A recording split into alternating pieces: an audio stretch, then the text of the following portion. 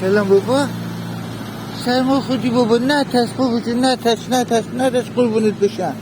نه ترس کوچولو خوشگلم. بیا تو باید به غذا بگیرم بابا. بیا اینجا خوشگل. یه چیز نده الان میرم باید غذا میگیرم. بیا اینجا بیا خوشگلم. من کاری دارم بابا جون که بیا ببرم کارگاه. اگه سرما مخوری بیا بابا اینجا خستی. ببین کارگاه میای. بیا برم کارگاه باید غذا بگیرم. جان پسر گلم، پسر خوشگل. میای بابا.